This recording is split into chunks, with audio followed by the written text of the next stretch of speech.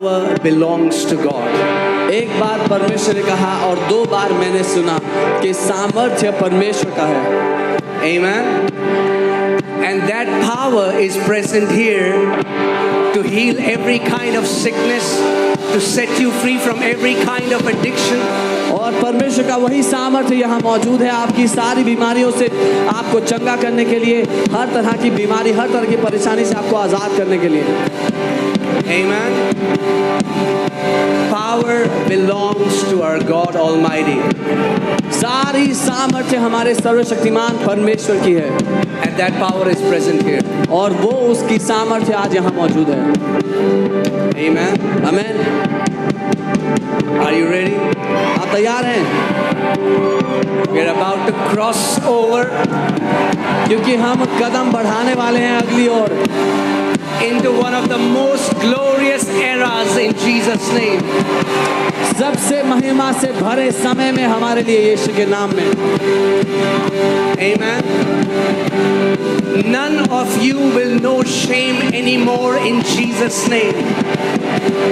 आप में से कोई अपने जीवन में शर्मिंदगी को नहीं जानेगा दोबारा यीशु के नाम में. Amen. We are moving from glory to glory to glory in Jesus' name. महिमा में जा रहे हैं यीशु के नाम में. Hallelujah. Come on, tell your neighbor. अपने पड़ोसी को बता दो. Tell your neighbor. उसको बता दो. Neighbor, are you ready? बोलो पड़ोसी तैयार हो?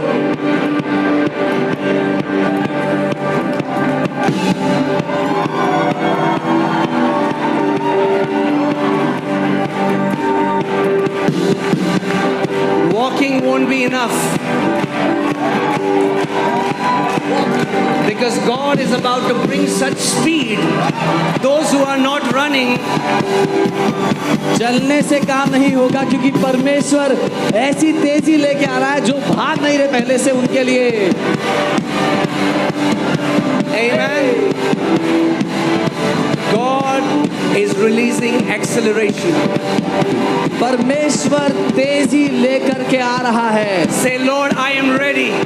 बोलो प्रभु मैं तैयार हूँ. To see your wondrous works. आपके अद्भुत कामों को देखने के लिए. What eyes have not seen and ears have not heard. जो आंखों ने नहीं देखे और कानों ने नहीं सुने.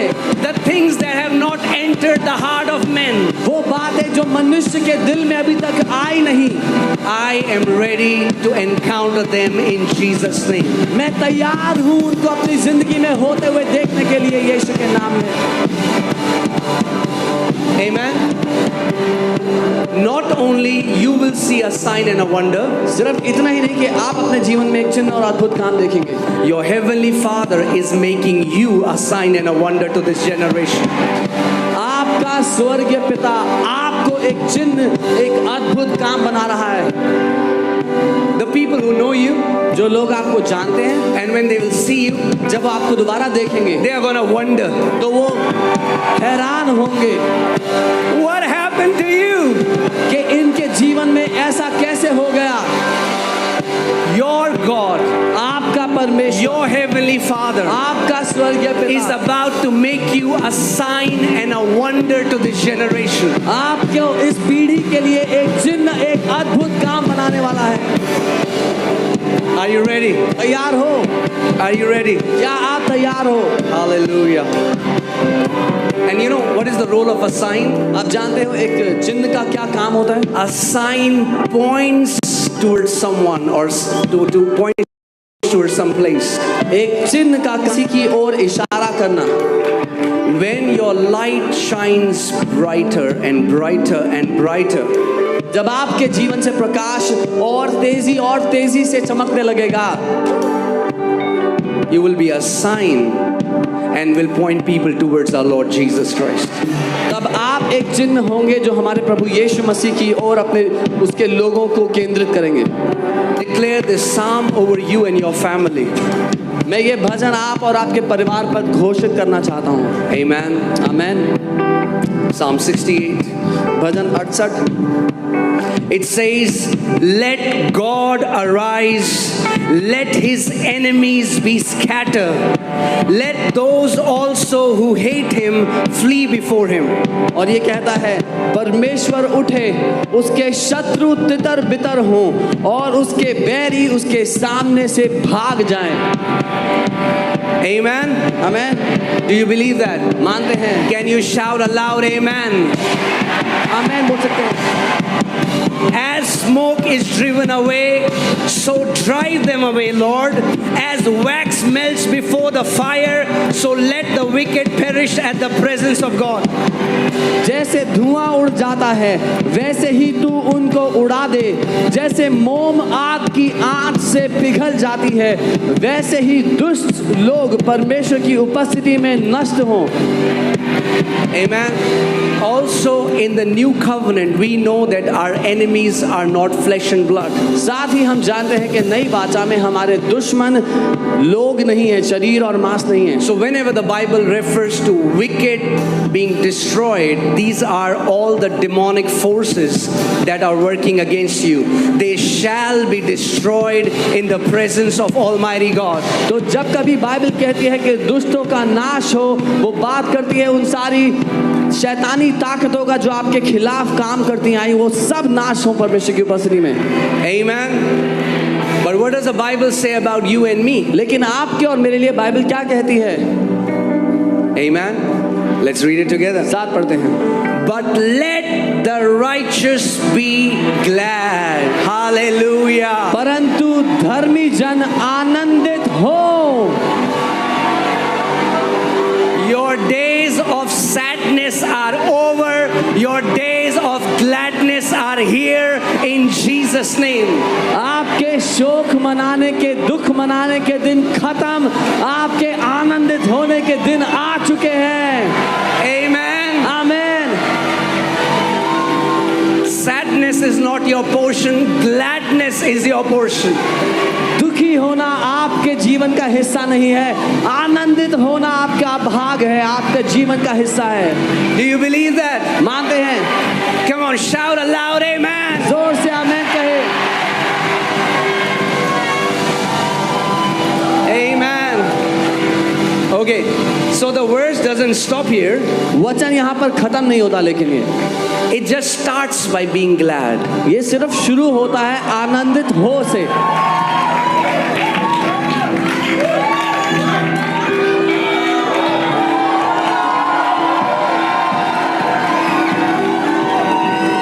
आप जानते हैं FOLJ में एक स्पेशल ग्रेस है. There is a special grace over FOLJ. वो ग्रेस है जितने भी सैड मसीह हैं उनको ग्लैड मसीह बनाने का ग्रेस है. That all the sad believers become happy believers when they come here. बोलो मैं सैड मसीह नहीं हूँ. मैं ग्लैड मसीह हूँ. I am a glad believer. Amen. So it just starts by you being glad. लेकिन ये वचन शुरू होता है कि आप आनंदित हो इससे. Amen. Do you know that being glad looks good on you? आप जानते हैं जब आप खुश होते हो तो अच्छे दिखते हो. Amen. God is saying for my people. परमेश्वर कह रहा है कि मेरे लोग, let them be glad. It's a command. It's not an option.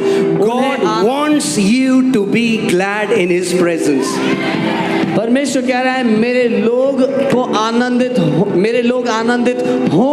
वो एक आदेश देता है, वो ऑप्शन नहीं दे रहा है. Amen. So let the righteous be. तो धर्मी जन glad. It starts with being glad. शुरुआत होती है आनंदित होने से. Your countenance changes. आपका चेहरा बदल जाता है, खिल जाता है. Amen. But it's not just enough to be glad. लेकिन सिर्फ खुश होना काफी नहीं है. Let's see what the Bible says now. देखते हैं बाइबल अब क्या कहती है. Let them rejoice before God. उन्हें परमेश्वर के सामने आनंदित होने दो, प्रफुल्लित होने दो. Let them होने दो. Let them होने दो. Let them होने दो.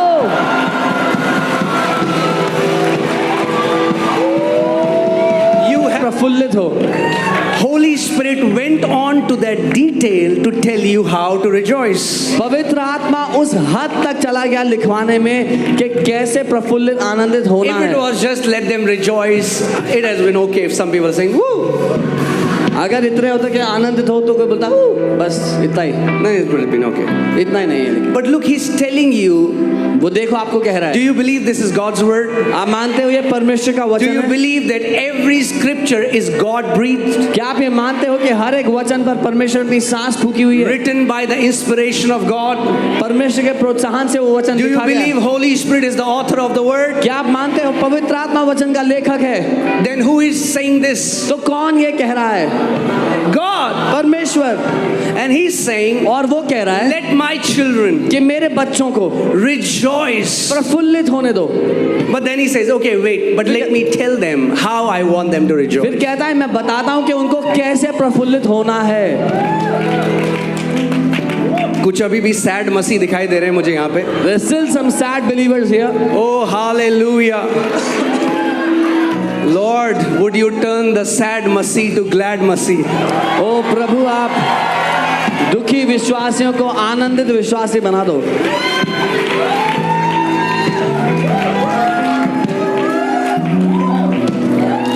Amen. Okay, so now he says, और अब वो कहता है yes, हाँ praise God. प्रभु को धन्यवाद। Let them rejoice. उन्हें हद से ज्यादा प्रफुल्लित होने दो। Let them rejoice exceedingly. हद से ज्यादा। Come on, church. We have to learn how to rejoice exceedingly. कलीसिया हमें सीखना है कैसे हद से ज्यादा प्रफुल्लित होया जाता है।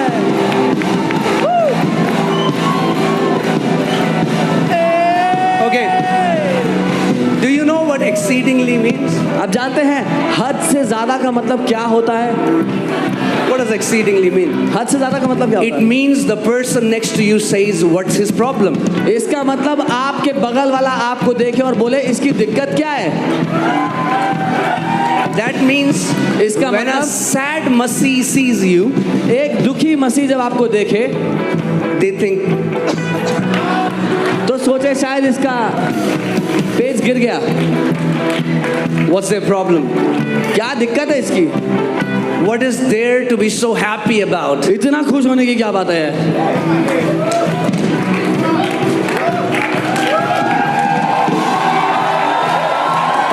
To touch you. बहुत मुश्किल होगा दुष्ट शैतानों के लिए आपको छूना। Amen. We praise God for who He is. हम प्रभु को धन्यवाद देते हैं जो वो है उसके लिए। We praise God for what He has done in us through His Son Christ Jesus. हम उसकी स्तुति करते हैं जो उसने अपने पुत्र प्रभु यीशु के द्वारा हमारी जिंदगी में किया उसके लिए। Amen. So increase your praising time. तो अपने स्तुति का When समय you get up in the morning, जब सुबह उठते हो lift up your hands. अपने हाथों को उठा। You know, the Bible says in Psalm 33, Psalm 92, it talks about worshiping and praising God with a 10-string instrument. भजन 33 और भजन 92 में बाइबल कहती है कि 10 तार के साथ से परमेश्वर की आराधना। Now, where should I get a 10-string instrument? Because the guitar only has 6 strings. अब मैं 10 तारों वाला साज कहाँ से लाऊं? गिटार में 6 ही। Let me show you a 10-string instrument. मैं आपको 10 तारों वाला साज दिखा रहा हूँ। Amen. Amen. You lift your hands in the morning and you start to praise your Heavenly Father. सुबह अपने हाथों को उठाओ, अपने स्वर्गीय पिता की स्तुति करना शुरू करो। You are, say, I am the instrument of worship. बोले मैं आराधना का साज हूँ। You are the instrument. आप ही वो साज हैं। Amen. So, today, are you ready for some teaching? आप तैयार हैं कुछ शिक्षा के लिए? Okay. My heart is to teach. क्योंकि मेरा दिल शिक्षा देना चाहता है। And all the people who love teaching, you will find lot of fruits in their life. और वो सब लोग जो शिक्षा से प्यार करते हैं उनकी जिंदगी में बड़े फल देखेंगे आप। Amen.